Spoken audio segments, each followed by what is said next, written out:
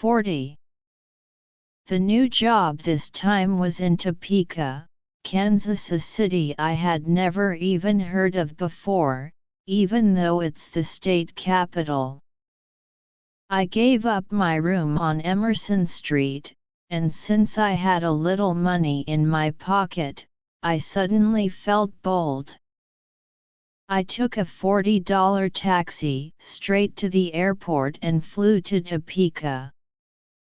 When I landed and called the restaurant owner, I found out the restaurant was still a 2-hour drive from the airport.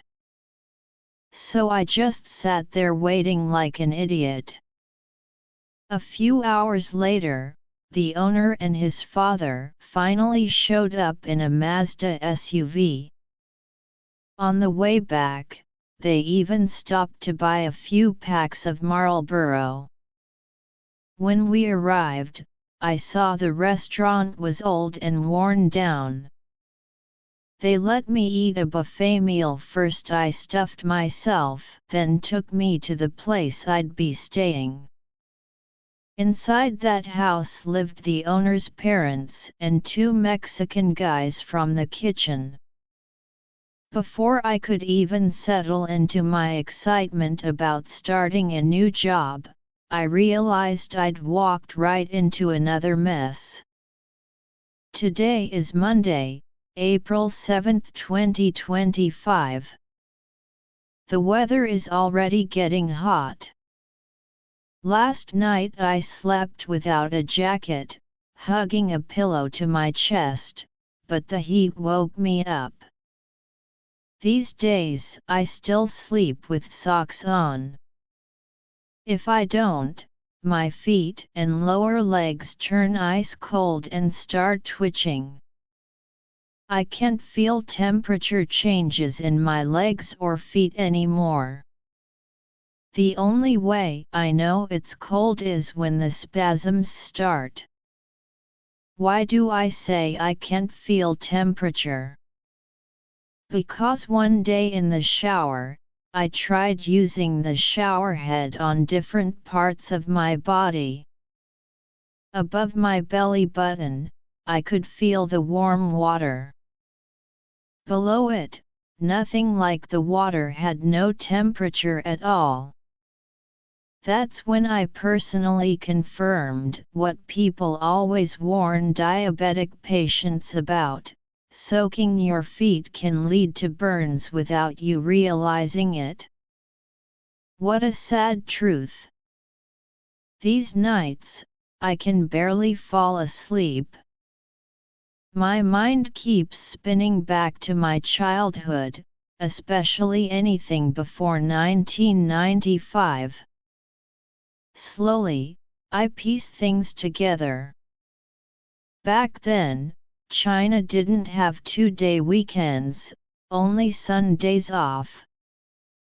Every Sunday I would sit on the back seat of my dad's bicycle and go visit my grandparents.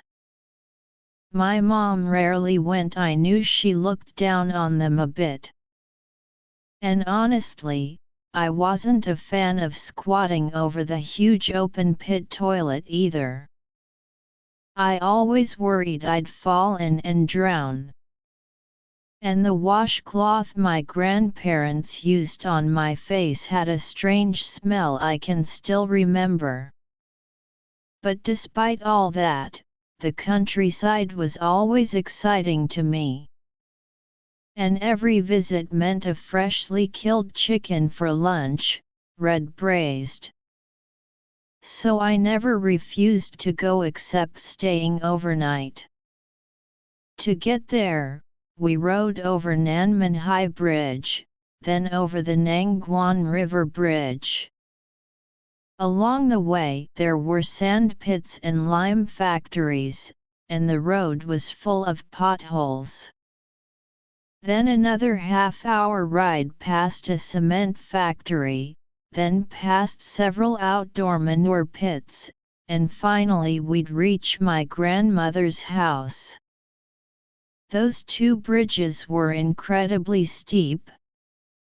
Going uphill, My dad couldn't pedal, so I got off and pushed with him. Going downhill, the bike flew.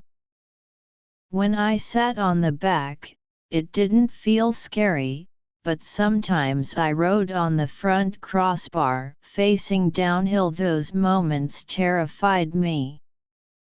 North of Nanmen High Bridge was the second department store of Taizhou, completely overshadowed by the first department store.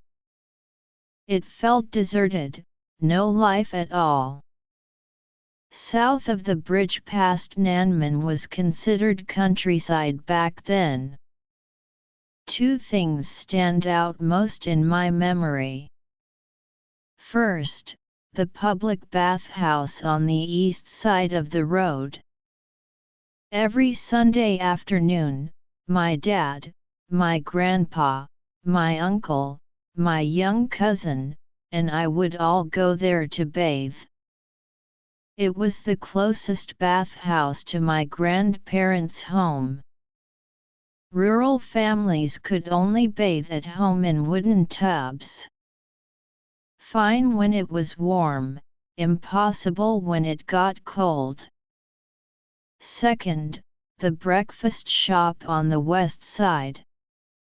It was half the price of the city shops across the bridge, but the steamed buns looked rough, dark, and hard.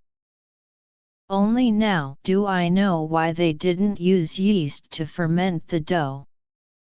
Around Nangguan River Bridge, on both sides, were stone quarries and lime factories. Further south was a cement factory. Their bathhouse wasn't open to the public, so we only went once. My grandparents raised pigs and chickens too. I was always curious but also disgusted by the smell. I never liked staying long. I'd beg to go back to my grandmother, on my mom's side, in the city by the afternoon. And why only in the afternoon? Because at noon they always killed a chicken for me.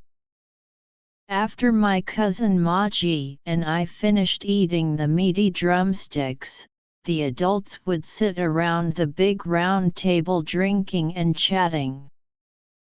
That's when I'd start rolling around on the floor, begging to go home.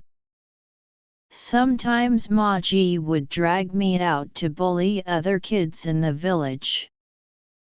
And if our other cousin, Yaoji, joined us, then they'd have to kill 2 chickens. After lunch, as long as the 3 of us were together, we were the biggest little gang in the whole village. Yaoji and I were both born in 1986, and Maji in 1992. We older 2 had the age advantage, but both of us were soft-tempered. The youngest one, though he had the hottest temper of all.